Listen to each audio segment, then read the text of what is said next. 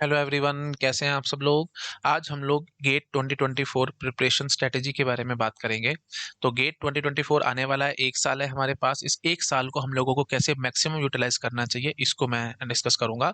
और तीन scenarios discuss करूंगा। द वेरी फर्स्ट इज, अगर आप ड्रॉप ले रखा है आपने और आपके पास पूरा एक साल है, तो आपको कैसे यूटिलाइज करना है। सेकंड, जो कॉलेज गोइंग स्टूडेंट्स हैं उनको कॉलेज और गेट कैसे मैनेज करना है साथ साथ। तीसरा, जो वर्किंग प्रोफेशनल है उनको अपनी जॉब और you can say the GATE preparation, ये कैसे सब कुछ मैनेज करके चलना है। So let me talk about these things. So brief introduction about me. My name is Amit Khurana. I have secured AR94 in GATE 2020। These are my credentials, आप check कर सकते हैं। मेरे को 12 प्लस ईयर्स का टीचिंग एक्सपीरियंस है भाई, और 50,000 से ऊपर स्टूडेंट्स को मैंने मेंटर किया हुआ है। ठीक है जी, चलो स्टार्ट करते हैं भाई। So today we are going to discuss about GATE 2024 strategy. ठीक है। तो मैंने तीन सिनेरियो जैसे मैंने बोला डिस्कस करूंगा। The very first is about college going students. ठीक है, कॉलेज गोइंग स्टूडेंट्स को कैसे करना चाहिए। Second will be the dropper, है ना, जिन स्टूडेंट्स ने ड्रॉप लिया है वो कैसे मैनेज करेंगे। And the third is working professionals. ठीक है, जो कहीं ना कहीं किसी ना किसी जॉब में है, उनको कैसे हैंडल करना है, या वो कैसे गेट की तैयारी अच्छे से कर सकते हैं। और एक साल है, उस एक साल को आप कैसे प्रॉपरली यूटिलाइज कर सकते हैं। ठीक है जी, so let me jump to the slide. Okay, so first of all, college going students. तो सबसे पहले मैं आप लोगों को एक बात बताना चाहूंगा। जो गेट एग्जाम कंडक्ट हो रहा है, वो आपके दो चीजों का टेस्ट लेगा। The very first is discipline. वो ये चेक करता है कौन स्टूडेंट कितना डिसिप्लिन है। और सेकंड, वो चेक करता है कि आप फियर को कैसे हैंडल करेंगे, या यू कैन से प्रेशर को कैसे हैंडल करेंगे। क्योंकि बहुत प्रेशर हो जाएगा at the end of the day. जब आप नवंबर दिसंबर के महीने में होंगे और जनवरी आ रहा होगा, तो एक्सट्रीम प्रेशर होगा आपके माइंड के ऊपर कि कैसे करूं, क्या करूं, एंड सो ऑन। तो वो कैसे हैंडल करते हो। तो ये दो चीजों का एक बहुत बड़ा टेस्ट लेता है गेट एग्जाम। तो जो ये दोनों चीजों को पार करता है, वो स्टूडेंट काफी आगे बढ़ता है। तो डिसिप्लिन कैसे चेक करता है भाई। डिसिप्लिन इस तरीके से चेक करता है, जो कॉलेज गोइंग स्टूडेंट्स है वो मेरी बात को बहुत अच्छे से लिंक कर पाएंगे। आप लोग बीटेक का एग्जाम देते हो ना, तो क्या करते हो भाई, पूरा साल, पूरा 6 सेमेस्टर एग्जाम्स हैं अगर, पूरा सेमेस्टर तो पढ़ाई करी नहीं। आखिरी के 2-3 दिन लगा लो, या ज्यादा से ज्यादा एक हफ्ता भी मैं बहुत ज्यादा ही कह रहा हूँ। 2 से 3 दिन लास्ट की आपने तैयारी करनी है। और लास्ट नाइट तो सबसे ज्यादा फियरफुल होती है, उसी आखिरी रात में सारा कुछ पढ़ना है। पता है भाई, नहीं पढ़ा तो रीअपीयर आ जाएगी एंड सो ऑन, वो सब आपको पता है भाई। इस तरीके से आप बीटेक के यू कैन से एग्जाम्स को पास करते हो। पूरा साल, पूरा सेमेस्टर कोई नहीं पढ़ता, लास्ट में बस यही सब करके आप करते हो। तो ये कोई डिसिप्लिन वे नहीं है। तो गेट आपसे पूरा डिसिप्लिन मांगता है, ये लगातार कंटिन्यूअस एफर्ट मांगेगा। तो मैं बार बार काफी सारे वीडियोस में मैंने आपको बताया है, पढ़ना कोई बड़ी बात नहीं है। पढ़ तो सब लेते हैं, लेकिन एक साल तक लगातार पढ़ना बड़ा मुश्किल काम है। ठीक है, तो वो एक साल तक लगातार पढ़ना कैसे है, वो मैंने आज आज के लेक्चर में मैंने सब डिस्कस करना है। तो the very first thing is discipline. तो आप समझ रहे हो भाई, डिसिप्लिन वे में आपको पढ़ना है रोजाना रोजाना 4 से 5 घंटे, वो डिपेंडिंग अपॉन योर कैपेबिलिटी। आप कितना स्पीड से चीजों को ग्रैब करते हैं, किस तरीके से चलते हैं। तो अगर मैं एक सिंपल एवरेज स्टूडेंट की बात करके चलूं, तो 5 से 6 घंटे भाई आपको रोज देने पड़ेंगे। ठीक है, तो वो आपके ऊपर है, आप ये आवर्स कैसे निकालते हो, है ना। तो कैसे कर सकते हो आप लोग। देखो भाई, 2 घंटे मॉर्निंग में निकालो, 2 घंटे आप रात में निकालो, नाइट में निकालो। 4 घंटे मंडे टू फ्राइडे आप पढ़ाई कर सकते हैं। और उसके बाद अगर सैटरडे संडे आपको मिलता है, तो आपके पास 2 दिन और हैं। उसमें आप जो बाकी जो कुछ आवर्स आपके बच गए हैं, जिनको आप कवर अप नहीं कर पाए हैं, उनको आप कवर अप कर सकते हो। ठीक है, तो अगर आपने रोज 1-1 घंटे का लैग भी लिया है, तो सैटरडे संडे में 5 घंटे आपको एक्स्ट्रा पढ़ाई करनी पड़ेगी। ठीक है, तो आई होप समझ में आ रहा होगा सब लोगों को। और वो आप काफी हद तक आराम से कर भी जाओगे, उसमें कोई बड़ी बात नहीं है। तो मैं ये डिस्कस कर रहा हूँ जो काफी अच्छी रैंक लाना चाहते हैं उनके लिए। अगर आपको रैंक चाहिए कि सर हम किसी तरीके से क्वालिफाई कर जाए, पास हो जाएं, तो उनके लिए भाई फ्रैंकली स्पीकिंग ये वीडियो नहीं है। आप अगर टॉप 100 में रैंक लाना चाहते हैं, आपका एम बहुत ऊपर है, आपको लगता है कि मेरे को ओल्ड आईआईटीज में जाकर के ही स्टडी करनी है, तो उनके लिए मैं स्ट्रेटेजी बना रहा हूँ भाई। ठीक है, तो डिसिप्लिन वे में आपको 5 to 6 आवर्स देने पड़ेंगे भाई, डेली बेसिस पे, है ना। हाँ, तो और वही बात है, इसमें मैं थोड़ा-सा बैकअप भी लेकर के चलूँगा भाई, क्योंकि होता नहीं है कि आप डेली बेसिस पे लगातार इतनी मेहनत कर ही जाओ, है ना? बहुत मुश्किल काम हो जाता है ये। तो बीच में हम थोड़ा बहुत बैकअप भी लेकर के चलेंगे कि कुछ काम नहीं हुआ तो थोड़ा टाइम, मतलब कुछ डेज़ आपके लिए मैं फ्री भी छोड़ूंगा। तो एक बार पूरा वीडियो को देखो, तो आपको अपने आप से समझ में आ जाएगा हम क्या कर रहे हैं। ठीक है जी, तो इस तरीके से आप चला सकते हो। मंडे टू फ्राइडे आप 2-2 घंटे पढ़ो, मॉर्निंग में 2 घंटे पढ़ो, नाइट में। मोर देन सफिशिएंट है। और उसके बाद फिर सैटरडे संडे में आपके पास जो बच गया है रिवीजन या जो आप लैग कर रहे थे, जो भी चीजें आपकी रह रही थी, वो कंप्लीट कर सकते हो। ठीक है जी। अब अच्छा, अब प्रेशर को हैंडल कैसे करना है? देखो, प्रेशर को फ्रैंकली स्पीकिंग बात करूं, कोई हैंडल नहीं कर सकता। आज तक कोई इंसान ऐसा पैदा नहीं हुआ जो प्रेशर को ढंग से हैंडल कर जाए। तो वो डायरेक्टली हैंडल कर जाए, डायरेक्टली हैंडल नहीं होगा। इनडायरेक्ट वे में आप हैंडल करोगे। इनडायरेक्ट वे में कैसे करोगे? प्रैक्टिस। तो by doing lot and lot of practice, अगर आपकी प्रैक्टिस बहुत ज्यादा अच्छी है ना, आपने बहुत मेहनत करी है, आप बहुत क्वेश्चन सॉल्व करके बैठे हो, तो you will be very fluent. आपके मन से घबराहट सारी निकल जाएगी। नहीं तो भाई आपके जो नवंबर दिसंबर आएगा तो घबराहट शुरू होगी, और जनवरी आते आते इतनी ज्यादा परेशानी महसूस हो जाएगी आपके माइंड में कि आप क्विट क्विट मारने की कोशिश करोगे। और कई स्टूडेंट्स तो अक्टूबर नवंबर दिसंबर में, बहुत बहुत स्टूडेंट्स होते हैं जो क्विट मार देते हैं इस टाइम पे। तो ये बहुत पीक का टाइम होगा, अक्टूबर नवंबर दिसंबर जनवरी, 4 महीने हैं। ये 4 महीने बहुत ज्यादा पीक के होते हैं। इस टाइम पे बहुत सारे स्टूडेंट्स क्विट मारते हैं, जस्ट बिकॉज वो तैयारी नहीं कर पाए थे, एंग्जाइटी हो गई एंड सॉन, वो कहते हैं छोड़ो मेरे से नहीं हो रहा एंड सॉन। ठीक है जी। तो वो तो इस उस मंथ्स को कौन सर्वाइव करेगा? जिसने प्रैक्टिस बहुत ज्यादा करी है। तो वो भी मैं आपको समझाऊंगा कि प्रैक्टिस कैसे करनी है एंड सॉन। चलो भाई, आओ भाई अगली स्लाइड पे आते हैं। थोड़ा थोड़ा सा मैं आपके साथ डिस्कस करता चलता हूँ। तो देखो भाई, आपको करना क्या है, जो हमारे कॉलेज गोइंग स्टूडेंट्स हैं, तो आपको किसी भी तरीके से टाइम निकालना है। और ये जैसे मैंने आपको बता दिया कि इतने इतने आवर्स आपको डेली बेसिस पे निकालने हैं। और उसके हिसाब से देख लो भाई, on an average 10 to 11 subjects मान के चलो। वो अब आपके ऊपर है, आप कैसे बाइफर्केशंस करते हैं एंड सो। आप कुछ कुछ स्टूडेंट्स होते हैं जो सी लैंग्वेज को अलग ले लेते हैं, डेटा स्ट्रक्चर्स को अलग ले लेते हैं, एल्गोरिथम्स को अलग ले लेते हैं, 3 सब्जेक्ट बना लेते हैं। और कोई है जो सीधा एक ही सब्जेक्ट मानेंगे, डेटा स्ट्रक्चर एंड एल्गोरिथम। तो इसलिए मैंने रफली लिख दिया 10 से 12 सब्जेक्ट बोल देता हूँ। ठीक है, 10 से 12 टॉपिक्स बोल देता हूँ। चलो ऐसे बोल देता हूँ, सब्जेक्ट भी छोड़ो। 10 से 12 टॉपिक्स हैं जो आपको कंप्लीट करने हैं। ठीक है।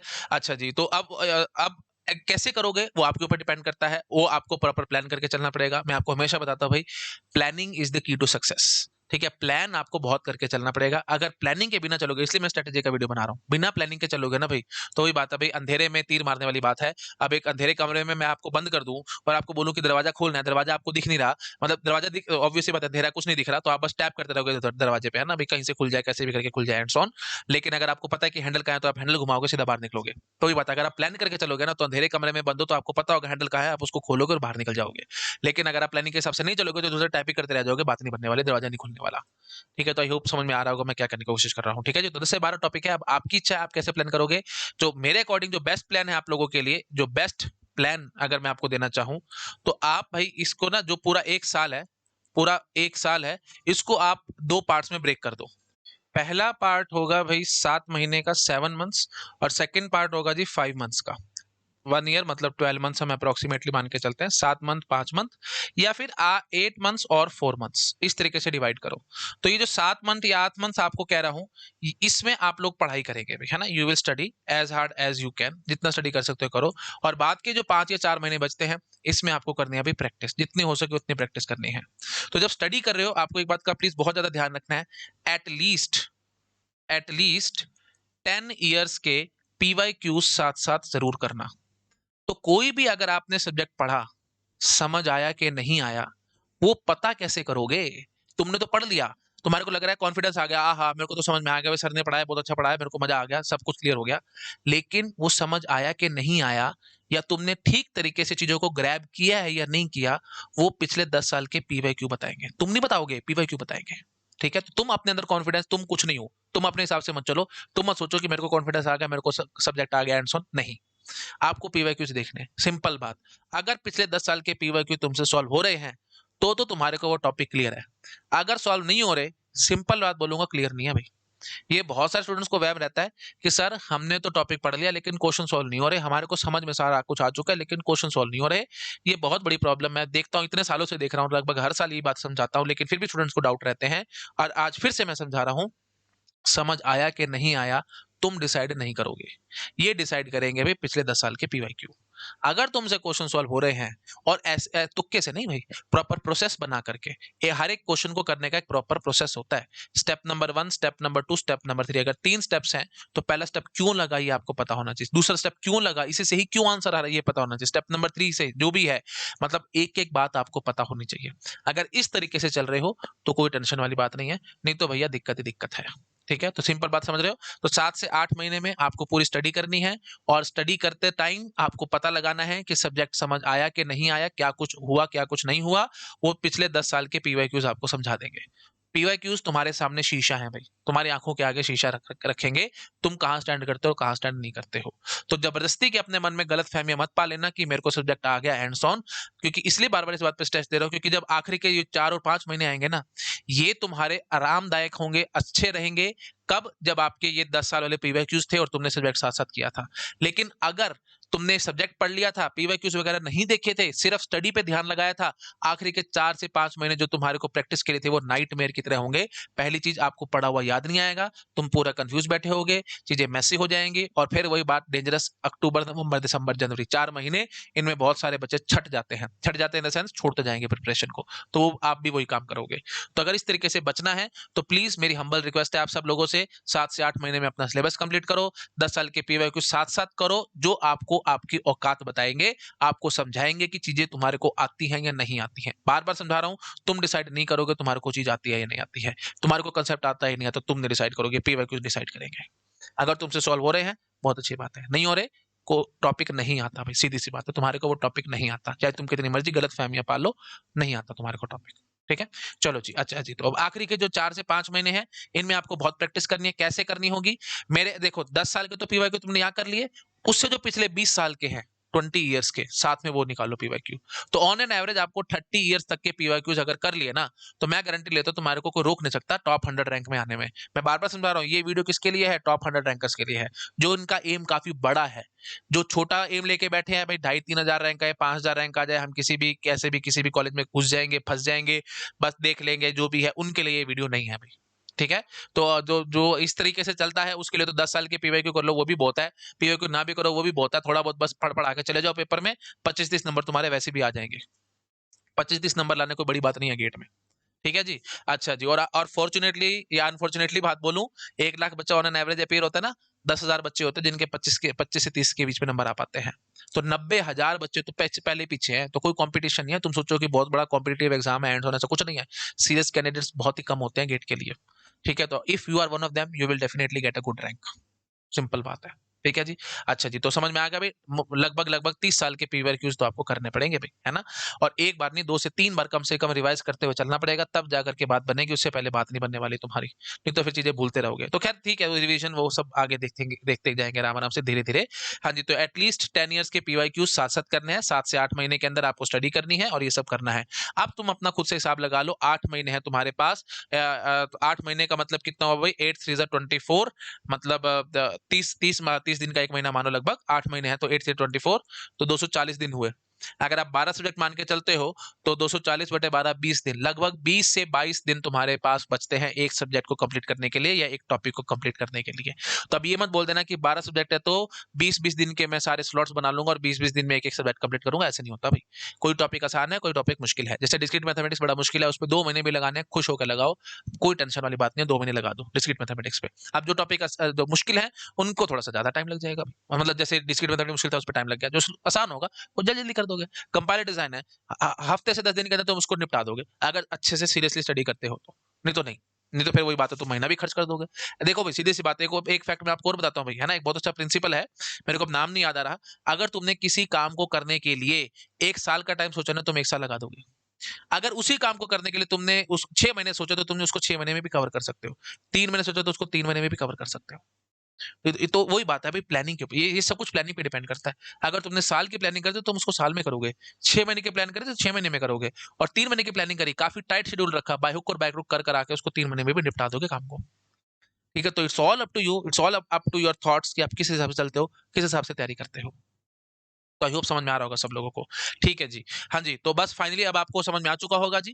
जो कॉलेज गोइंग स्टूडेंट्स हैं उनके लिए बेस्ट प्लान मैंने आपको दिया है। 1 साल का टाइम है, 12 महीने हैं, उनको डिवाइड करो 7 से 8 महीने या 5 से 4 महीने, जैसे आपको देखना है, मतलब 7 5 कर लो या 8 4 कर लो, डिवाइड कर लो 7+5 या 8+4। तो 8 के हिसाब से मैं चला हूँ 240 days, on an average 20 days बचते हैं एक टॉपिक को, तो आपकी इच्छा है। अच्छा, एक बात ये भी बता देता हूँ भाई, अब ये भी कोई जरूरी नहीं है कि आपको एक सब्जेक्ट चलाना है, आप 2 सब्जेक्ट भी पैरेलली चला सकते हो। अब डिस्क्रीट मैथमेटिक्स अगर 2 महीने चल रहा है तो तुम्हारा कॉन्फिडेंस काफी डाउन हो जाएगा, 2 महीने का, 2 महीने तो बीत गए, अब तो टाइम ही काफी कम बचा है। तो ठीक है जी, उसके साथ कोई और पैरेलल छोटा सा स्टेप चला लो, तुम्हारी मर्जी, जो मर्जी चलाना चाहो। ठीक है? हाँ, बट सिंपल सिंपल सब्जेक्ट उठाने हैं आपको, ठीक है? वो आई थिंक इसके बारे में मैं अब वो किसी और वीडियो में समझाऊँगा कि कौन-कौन से टॉपिक कैसे मिंगल अप करके पढ़ सकते हो, कैसे क्या कर सकते हो एंड सो ऑन एंड और ये सब देखो, ये हर स्टूडेंट की अपनी स्ट्रैटेजी है। अब किसी स्टूडेंट को मैथमेटिकल सब्जेक्ट आसान लगते होंगे क्योंकि उसका ब्रेन लॉजिकल होगा। अब कोई स्टूडेंट होगा जिसको मैथमेटिकल सब्जेक्ट बड़े मुश्किल लगते होंगे, वो जो सिंपल सब्जेक्ट्स होते हैं उनमें ज़्यादा मतलब ग्रैब कर लेता होगा, थ्योरी को काफ़ी जल्दी कर लेता होगा। तो इट्स अप टू यू। तो मेरे हिसाब से तो मिंगल अप करके चला करो, एक लॉजिकल सब्जेक्ट, एक थ्योरेटिकल सब्जेक्ट, एक लॉजिकल सब्जेक्ट, एक थ्योरेटिकल सब्जेक्ट। ठीक है? तो अब उसके हिसाब से अगर आप 2-2 सेट पैरेलली चलाओ, तो ठीक रहेगा आपके लिए, ठीक है? बाकी जैसे आपको ठीक लगता है, कुछ स्टूडेंट्स ऐसे भी होते हैं, जिनको डीप में जाना बहुत अच्छा लगता है, तो एक ही सब्जेक्ट में पूरा डूब जाओ, पूरा कंप्लीट करो, फिर अगले सब्जेक्ट पे जंप करो, फिर उसमें पूरा डूब जाओ, फिर ऐसे चलो एंड सो ऑन। तो हर एक की अपनी स्ट्रैटेजी है भई, ठीक है? तो प्लीज़ किसी को कॉपी पेस्ट करने की कोशिश मत करना। हर एक इंसान की अपनी-अपनी स्ट्रैटेजी है। ठीक है? सचिन तेंदुलकर है और धोनी धोनी है ना? ये दोनों एक दूसरे को ऐसे नहीं कर सकते कि भई वो अच्छा है तो वो अच्छा है, ऐसा कुछ नहीं है। अभी सब अपने-अपने तरीके से अपने हिसाब से काम करते हैं और सब अपने लाइन में बहुत अच्छा काम भी कर रहे हैं। तो it's all up to you आप किस तरीके से चलते हो। तो आई होप क्लियर हो रहा होगा सब लोगों को।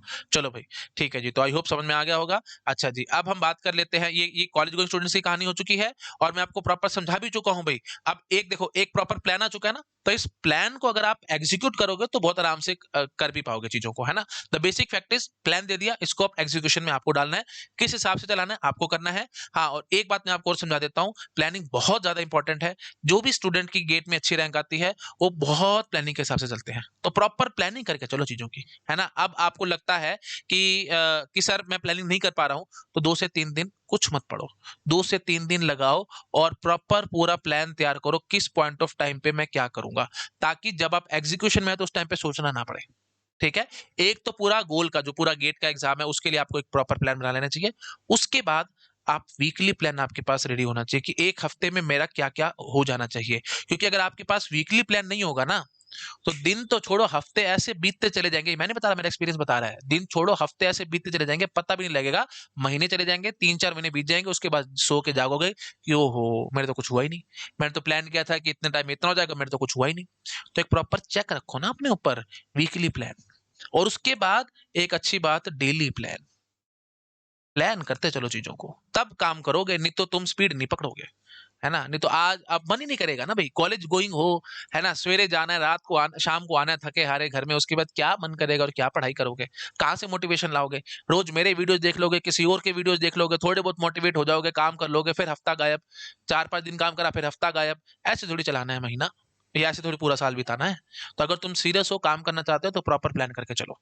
मंथली प्लान प्रॉपर लिख लो भई, मंथली प्लान होना चाहिए आपके पास, वीकली प्लान होना चाहिए, डेली प्लान होना चाहिए। अब सपोज़ करो बाय चांस आपका 1 हफ्ता खराब हो गया, तो कोई बात नहीं। अब आपके अंदर एक हीट होएगी, अंदर एक एक मतलब एक हो रहा होगा कुछ कि घबराहट हो रही होगी कि यार पूरा हफ्ता मैंने खराब कर दिया, जो मेरा प्लान थे ना वो सारे-सारे खराब हुए पड़े हैं। अब मैं पूरी जान लगाता हूँ, पूरा ज़ोर लगाता हूँ और जो मंथ मंथ का प्लान था एटलीस्ट उसको उसको तो कंप्लीट करूँ। समझ रहे हो मैं क्या कहने की कोशिश कर रहा हूँ, ठीक है? तो हफ्ता खराब हो गया, कुछ दिन खराब हुए, कुछ हफ्ते खराब हो गए, उसके बाद लगेगा कि नहीं जो मंथ का प्लान था एटलीस्ट उसको तो अचीव करूँ। थोड़ी और स्पीड पकड़ लेता हूँ, थोड़ा और पिकअप कर लेता हूँ काम को और एटलीस्ट मंथ का तो माइलस्टोन अचीव करूँ। तो अगर वो भी अचीव हो गया, तो भी आपको बड़ा अच्छा कॉन्फिडेंस बिल्डअप हो जाएगा। ठीक है? तो आई होप क्लियर हो रहा होगा मैं क्या कहने की कोशिश कर रहा हूँ। ठीक है जी, तो इस तरीके से चलो भई, तब जाकर के चीज़ें आपके माइंड में फिट होंगी, नहीं तो ढीले चलते रहोगे, है ना? अभी लग रहा होगा कि यार कल प्रैक्टिकल एग्ज़ाम है, छोड़ आज नहीं पढ़ता, आज थका हुआ हूँ, आज मेरे से काम नहीं हो रहा। तो बहाने दिमाग ऐसा है हमारा जो बहाने मारता रहेगा और तुम भी बहानों में जीते रहोगे, सिर्फ़ यही सोच-सोच के कि यार आज तो नहीं हो रहा। आज चलो आज छुट्टी मार लेते हैं, आज चलो घूम लेते हैं, आज ये कर लेते हैं, आज वो कर लेते हैं। मैं ये नहीं कह रहा गलत है, करो, किसने मना किया? प्लान के हिसाब से करो ना भई। एक चेक तो रखो ना अपने ऊपर। पता लगा रील देखने के लिए बैठे 3 घंटे रील ही देखते रह गए दिन सारा निकल गया तुम्हारा। पढ़ने के लिए बैठे थे, है ना? 2 घंटे का टाइम था तुम्हारे पास, स्लॉट था तुम्हारा पढ़ने का, लेकिन उसमें क्या करा रील देखना शुरू करी, चल 5 मिनट देख लेता हूँ, कुछ नहीं फ़र्क पड़ता। पता लगा तो आधा घंटा बीत चुका था। ऐसे थोड़ी काम करना है। तो प्रॉपर प्लान, ठीक है? तो एंटरटेनमेंट भी करनी है ना, तो एक प्लान के हिसाब से चलना। ठीक है? अब हमेशा ऐसे सोचो, ये मेरे प्लान का पार्ट है तो मैं काम करूँगा, ये मेरे प्लान का पार्ट नहीं है, मैं नहीं करूँगा। सीधी-सी बात है भई। किसी का फ़ोन आ गया, किसी फ्रेंड का फ़ोन आ गया, भई हाँ, भई चलते हैं, घूमते-फिरते हैं, मिलते हैं, एंड सो ऑन कुछ भी है। देखो, मेरे प्लान में है, नहीं है ना, ना कर दो। मेरे प्लान का काम नहीं है आज ये। आई होप समझ में आ रहा होगा सबको। उसका मन है घूमने का, तुम्हारा मन नहीं है, प्लीज़ ये बात समझ लो। अब उसके चक्कर में तुम्हारा मन भी पिघलता है, तो वो बात गलत है भई तुम्हारी। प्लान में होना चाहिए, जो चीज प्लान में है वो करो, जो चीज प्लान में नहीं है मत करो, बस सिंपल बात एकदम, ठीक है। चलो आई होप समझ में आ गया होगा सबको। कॉलेज गोइंग स्टूडेंट्स पे मैं और ज्यादा नहीं बोलूंगा, टाइम वेस्ट होगा, वीडियो लंबा मैं नहीं खींचना चाहता। अच्छा जी, और अगर कॉलेज गोइंग स्टूडेंट्स हो, अगर आप चाहते हो कि गाइडेड प्रिपरेशन करना है आपको, तो आप कर सकते हो भाई। 30% ऑफ चल रहा है, आज लास्ट डे है भाई, 12 बजे तक का टाइम है। सेम कोर्स के आपको बहुत ज्यादा पे करना पड़ जाएगा, मैं सच बता रहा हूँ भाई, है ना। 30% ऑफ कोई कम नहीं होता। तो अगर आप मेरा कोड लगाएंगे खुराना सर, KHURANASIR, तो आपको 10% ऑफ भी मिलेगा और मेरी पर्सनल गाइडेंस भी मिलेगी। तो अगर आप मेरे साथ गाइडेड प्रिपरेशन करना चाहते हो तो यू आर मोस्ट वेलकम, आप एनरोल करा सकते हो, आज लास्ट डे है भाई। ठीक है, चलो भाई अब आ जाओ भाई उस पे ड्रॉपर्स पे, है ना, जो जो ड्रॉप लेके बैठे हैं उनके लिए क्या करना चाहिए। देखो भाई, अगर आपने ड्रॉप ले रखा है ना, तो एक बारी मैं समझता हूँ आपने कुछ कुछ पढ़ रखा होगा, तो आई एम एज्यूमिंग अप्रोक्सीमेटली 50% आपका सिलेबस कंप्लीटेड होगा। अगर नहीं भी है तो भी कोई बात नहीं, because you are working full time. तो अभी अपने आप को स्ट्रेच करो, जितना हो सकता है उतना स्ट्रेच करो, ठीक है। जितना टाइम निकाल सकते हो उतना टाइम निकालो। मैं उल्टा बोलूंगा, आपने बहुत जगह ये भी सुना होगा कि शुरू शुरू में अपना आराम फरमाओ, बाद में मेहनत कर लेना, एंड सो नहीं। शुरू शुरू में जितना स्ट्रेच करोगे ना अपने आप को, जितनी मेहनत अभी करोगे ना, उसका फल तुम्हारे को अक्टूबर नवंबर में दिख जाएगा। समझ रहे हो? अभी जितना जोर लगाना है, जितना तुम्हारे अंदर दम है ना, उतना दम लगा लो, ठीक है। तो अब क्या करना है आप लोगों को, वही बात है भाई, अपना जो 1 साल है, 12 महीने है, उसको आप ब्रेक कर सकते हो। तो मेरे अकॉर्डिंग आपको एकदम उल्टा करना चाहिए भी, 4, 8 या फिर 5 और 7। 4 महीने में पूरा जो तुम्हारा बचा खुटा सिलेबस है उसको कंप्लीट करो, 4 या 5 महीने में। उसके बाद 8 या 7 महीने में पूरी जम के प्रैक्टिस करो, जितनी प्रैक्टिस कर सकते हो उतनी प्रैक्टिस करो, क्योंकि आपने ड्रॉप लिया हुआ है, डायरेक्टली इनडायरेक्टली आपके माइंड पे प्रेशर एक्सट्रीम हो जाएगा। मैं सच बता रहा हूं, ये मैं नहीं, मेरा एक्सपीरियंस बता रहा है, प्रेशर बहुत एक्सट्रीम हो जाएगा। कब? नवंबर दिसंबर आते आते, और अक्टूबर में ही तुम्हारा दिमाग घूमना शुरू हो जाएगा कि अब क्या करूं, तैयारी तो नहीं हुई, ऐसा हो गया वैसा हो गया, एंड सॉन। तो वो सब फालतू के चक्करों से बचना चाहते हो, एक्सट्रीम प्रेशर होगा तुम्हारे ऊपर। कॉलेज के स्टूडेंट्स पे इतना प्रेशर नहीं होता भाई, उनको पता भाई कॉलेज तो चल ही रहा है, ठीक है ना, देख लेंगे जैसे भी है जो भी है। लेकिन अब आपके ऊपर बहुत प्रेशर है, क्योंकि आपने पूरा अपना साल एक लगा चुके हो, मतलब आप कॉलेज ड्रॉप आउट हो, आपका यू कैन से आप कॉलेज भी नहीं जाना, कुछ भी नहीं करना, अब आप पूरा दिन घर पे खाली हो। तो अगर इस पॉइंट ऑफ टाइम पे अगर आपने टाइम वेस्ट करने की सोची ना, बिलीव मी, दिन हफ्ते महीने बीतते पता नहीं लगेगा, कहाँ उठता चला जाएगा टाइम तुम्हारा। तो ये गलती तो भूल के भी मत कर लेना भाई। तो बहुत ज्यादा ध्यान रखना, इसलिए मैं कह रहा हूं, अपने आप को जितना स्ट्रेच करना है उतना स्ट्रेच करो। 4 से 5 महीने में बचे खुटे जितना भी तुम्हारे टॉपिक्स बच रहे हैं उनको कंप्लीट करो, अलोंग विद 10 ईयर PYQs, पिछले 10 साल के PYQs के साथ इसको कंप्लीट मारो। उसके बाद ये जो 7 से 8 महीने बचते हैं, इसमें आपको 20 ईयर्स के जो बचे हुए PYQs हैं उनको सॉल्व करना है, और सब्जेक्ट वाइज टेस्ट लिखने हैं, ठीक है, सब्जेक्ट वाइज टेस्ट लिखने हैं। और साथ साथ आपको यू कैन से जो फुल लेंथ टेस्ट होते हैं वो भी आपको लिखते रहने हैं। तो मेरे अकॉर्डिंग आपको कम से कम भी 2 टेस्ट सीरीज जरूर लेनी चाहिए, अलग अलग इंस्टीट्यूट्स की, जहां से जो भी लेनी है आप लीजिए, 2 टेस्ट सीरीज जरूर लीजिए, और उनसे आप लोग तैयारी करते चलिए, ठीक है। भरपूर प्रैक्टिस करो, जितनी प्रैक्टिस करोगे ना उतना फायदा होगा भाई। बार बार समझा रहा हूं, प्रेशर किसी के बस की बात नहीं है। मैंने तो आज तक कोई आदमी नहीं देखा जो प्रेशर को डायरेक्टली हैंडल कर जाए, किसी के बस के नहीं होता। तो प्रेशर को इनडायरेक्टली हैंडल किया जाता है with the help of practice. Musicians को देखा है कभी, सिंगर्स को देखा है, 1 लाख आदमियों के आगे वो बोलते हैं, घबराहट नहीं होती होगी क्या उनको? बिल्कुल होती होगी भाई। 1 लाख आदमी आज मेरे सामने खड़ा होगा, लेकिन उनकी प्रैक्टिस इतनी ज्यादा अच्छी होती है, इतनी घनघोर उन्होंने प्रैक्टिस करी होती है, उनका फर्क ही नहीं पड़ता। तो indirectly with the help of practice वो हैंडल कर रहे हैं चीजों को। आप भी ऐसे ही हैंडल करोगे विद प्रैक्टिस। जितनी ज्यादा प्रैक्टिस करते चले जाओगे, दिमाग से ये टेंशन निकलती चली जाएगी, ठीक है। तो आई होप क्लियर हो रहा होगा सब लोगों को मैं क्या कहने की कोशिश कर रहा हूं। तो बिल्कुल उल्टा काम करना है ड्रॉपर्स को, 4 से 5 महीने में अपना सारा सिलेबस खींचो, जितनी जल्दी खींचना है खींचो, और उसके बाद 8 से 7 महीने जो तुम्हारे पास बच रहे हैं उसमें घनघोर प्रैक्टिस करो, क्योंकि घनघोर प्रेशर होगा तुम्हारे ऊपर। मैं बता रहा हूं, मैं नहीं बता रहा, मेरा एक्सपीरियंस बता रहा है भाई। अक्टूबर नवंबर दिसंबर, ये महीने तुम्हारे इतने ज्यादा वो खराब हो जाते हैं ना। मैंने बहुत सारे स्टूडेंट्स से मैं इंटरेक्ट करता हूँ, मैंने लिखा भी है, 50,000 से ऊपर स्टूडेंट्स मैंने मेंटर किए हैं। तो इस पॉइंट ऑफ टाइम पे आते आते भाई हिम्मत भी बहुत सारे स्टूडेंट्स हार जाते हैं, और प्रेशर भी बहुत बिल्डअप हो जाता है, और दिक्कत भी बहुत आती है। तो अगर इस पॉइंट ऑफ टाइम पे आप अगर अलग-अलग ग्रुप्स में एनरोल्ड हो, टेलीग्राम में, व्हाट्सएप में, जो भी है, और आप लोगों के डाउट सॉल्व कर रहे हो ना, तो अगर तुम्हारा कॉन्फिडेंस यहाँ है ना, तो वो यहाँ पे जंप मारेगा। कहीं अब लगेगा कि हाँ, अब तो मेरे को आता है सब कुछ, क्योंकि तुम लोगों के डाउट्स भी सॉल्व कर पा रहे होगे। तो इसलिए मैं कह रहा हूँ, इतने कैपेबल बन जाओ ना इस टाइम तक। अक्टूबर, नवंबर तक आते-आते तुम पूरे बढ़िया तरीके से कैपेबल हो जाओ। चीज़ों को अच्छे से ग्रैब कर लो, क्वेश्चंस की प्रैक्टिस कर लो, सब कुछ तुम्हारे माइंड में फिट होना चाहिए। बस, फिर काहे की टेंशन तुम्हारे को। ठीक है? तो बहुत बढ़िया साल जाएगा, बहुत अच्छे से काम कर पाओगे। But the only thing is, please ये थॉट्स बहुत आएगा, जो पिछले साल हुआ इस साल फिर हो गया तो? ये घटिया थॉट्स बहुत आएँगे दिमाग में। तो ये, और ये कब आएँगे पता है? दिमाग भी बड़ा बड़ा ही अजीबो-गरीब प्राणी है भई, हमारा दिमाग बहुत अजीबो-गरीब है। जिस पॉइंट ऑफ टाइम पे तुम्हारे को चाहिए ना कि इस टाइम पे मैं काम करूँ, प्रेशर ना आए, उस टाइम पे बहुत प्रेशर आएगा। तो इसलिए मैं कह रहा हूँ, आखिरी मोमेंट पे अगर आपको लगता है कि मैं बहुत पढ़ाई करूँगा, अक्टूबर, नवंबर, दिसंबर में बहुत जान लगाऊँगा, नहीं लगा पाओगे। उस टाइम पे जान नहीं लगेगी तुम्हारी। उस पॉइंट ऑफ टाइम पे तो यही थॉट परेशान करेगा, जो पिछले साल हुआ था, अब फिर वही हो रहा है। जो पिछले साल हुआ था, अब फिर वही काम हो रहा है। पिछले साल भी मैं यहीं खड़ा था, आज भी मैं यहीं खड़ा हूँ, तो क्या इम्प्रूवमेंट करी मैंने? पूरा साल बर्बाद कर दिया। तो ये सोच-सोच के परेशान होते रहोगे, तो अगर इस सोच से तुम्हारे को बचना है ना, तो द बेस्ट वे आउट मैं आपको बता रहा हूँ, अभी ज़ोर लगा लो। जितना भी तुम्हारे अंदर जान है ना, जितना खून-पसीना है, सब लगा दो। 4 से 5 महीने में सारा सिलेबस चाट जाओ, बस। उसके बाद फिर खूब मेहनत करना, खूब ज़ोर लगाना, प्रैक्टिस, प्रैक्टिस, प्रैक्टिस करना, और काम खत्म। ठीक है जी? तो वही बात है भई, अब आई थिंक समझ गए होंगे आप लोग, मैंने काफ़ी हद तक चीज़ें समझा दी हैं आपको। अच्छा जी, लास्ट बट अच्छा, और अगर आप, वही बात है, अगर आप ड्रॉपर हैं और आपको लगता है कॉन्फिडेंस नहीं है आपके अंदर, तो आप मेरे पास आ सकते हैं, गाइडेड प्रिपरेशन मैं आपको कराऊँगा। अब मेरे साथ-साथ बहुत सारे टीचर्स भी हैं यहाँ पे, फुल एक्सपीरियंस्ड हैं, अप्रॉक्सिमेटली हर एक टीचर को कम से कम 10 साल का एक्सपीरियंस है, पूरी टीम है हमारी। आप एनरोल करा सकते हो, पेड बैच में आ सकते हो, फिर आपको टेंशन लेने की ज़रूरत नहीं है, हमारी टेंशन है, हम आपको सारा कुछ पढ़ाएँगे। ठीक है? पूरा डीप में पूरे अच्छे से चीज़ों को कवर अप कराएँगे। आप कोड लगा सकते हो खुराना सर, और इससे आपको मेरी पर्सनल गाइडेंस में मिल जाएगी। और अभी सिर्फ लास्ट डे है आज भाई ऑफर का, इसके बाद ऑफर चला जाएगा। ठीक है जी। अच्छा जी, अब लास्ट में बचते हैं जी कौन? लास्ट में बचते हैं जी वर्किंग प्रोफेशनल्स। वर्किंग प्रोफेशनल्स के लिए मैं आपको समझा देता हूँ भाई, देखो उनके लिए मुझे पता है, मैं समझता हूँ आपको बहुत प्रेशर रहता होगा, वर्क प्रेशर काफ़ी रहता होगा, है ना? जॉब भी काफ़ी बड़ी-बड़ी होंगी, लंबी-लंबी आपको काम करना पड़ता होगा। 9 टू 5 तो सर्टिफाइड होता है, लेकिन सर्टिफाइड 9 टू 5 थोड़ी होता है। 7 भी बजते हैं, 8 भी बजते हैं, हैंड्स ऑन। तो मुश्किल काम है आप लोगों के लिए, मैं खुद से मानता हूँ। तो अगर आपके पास 1 ईयर है, तो भई आपको इस तरीके से चलना है। आप वर्स्ट केस में, मैं आपके लिए ज़्यादा नहीं बोलूँगा, मैं बस इतना कहूँगा, अगर आप वर्स्ट केस भी लेकर के चलते हो ना, तो 31st ऑफ दिसंबर तक अपना सिलेबस कंप्लीट करो। इससे लेट मत करना भाई। अगर आपने इससे भी ज़्यादा लेट किया ना, तो फिर नहीं, फिर आपकी बात नहीं बनने वाली, है ना? कड़वी बात है लेकिन सच्ची बात है, बात नहीं बनने वाली। 31 दिसंबर तक अपना सारा सिलेबस निपटा दो। बिल्कुल वर्स्ट केस की मैं बात कर रहा हूँ। अच्छा जी, उसके बाद आपके पास बचेगा सिर्फ 1 मंथ।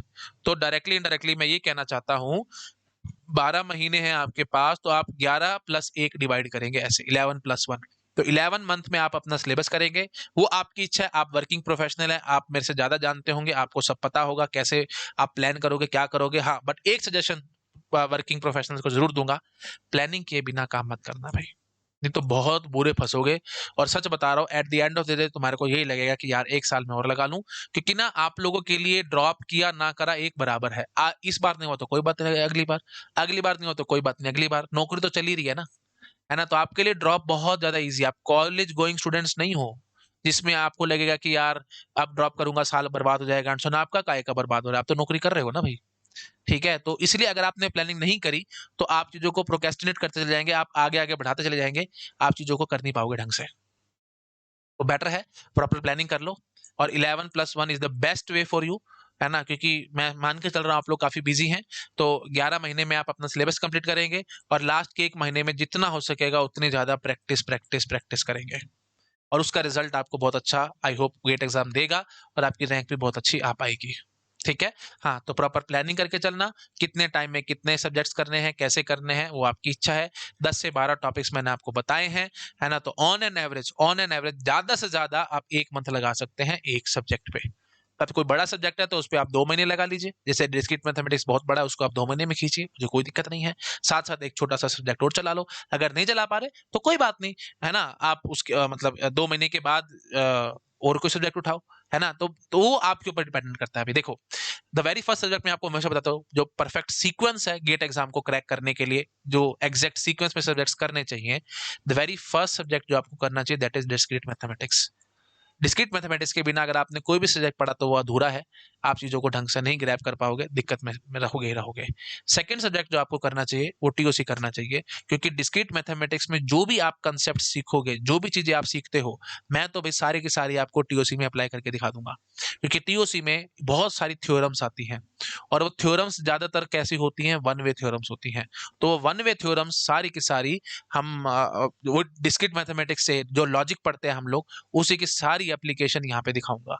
और डिस्क्रीट मैथमेटिक्स में मैं आपको समझाऊंगा लॉजिक इज इनकम्प्लीट, और मतलब हर कुछ आप लॉजिक क्या है भाई, चीजों को प्रूव करने के काम आता है ना, बट फिर टीओ से आपको समझाएगा कि लॉजिक इज इनकम्प्लीट, हम इससे हर एक चीज को प्रूव नहीं कर सकते। मैं कोई भी आपको प्रॉब्लम दे दूं तो हर एक प्रॉब्लम का सोल्यूशन एग्जिस्ट करे, ऐसा कोई जरूरी नहीं है।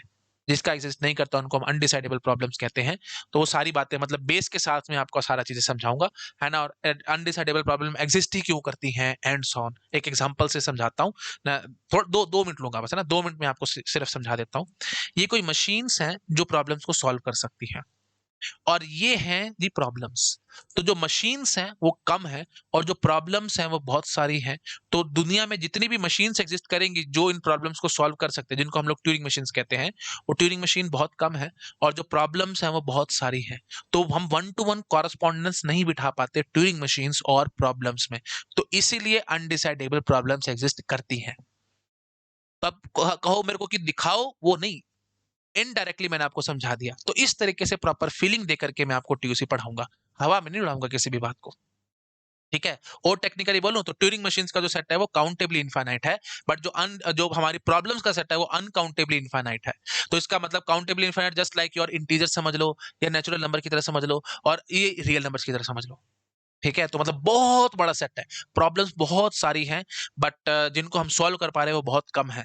तो एक समुंदर है, पूरा समुंदर है प्रॉब्लम्स का, उसमें से सिर्फ बाल्टी भर प्रॉब्लम है जिनको हम सॉल्व कर पा रहे हैं। एक समुद्र में से एक पानी बाल्टी निकाल दो, बस वही काम है। तो इतनी सी प्रॉब्लम्स है जिनको हम सॉल्व कर पा रहे हैं, बाकी सारा समुद्र खाली पड़ा है, हम उसको सॉल्व नहीं कर सकते, मतलब लॉजिक सॉल्व नहीं कर सकता। तो ये ऐसी इंटरेस्टिंग इंटरेस्टिंग बातें मैं टीओसी में आपके साथ करूंगा डिस्कस। तो अभी हमारा डिस्क्रीट मैथमेटिक्स चल रहा है और उसके बाद हम लोग टीओसी पे शिफ्ट होंगे।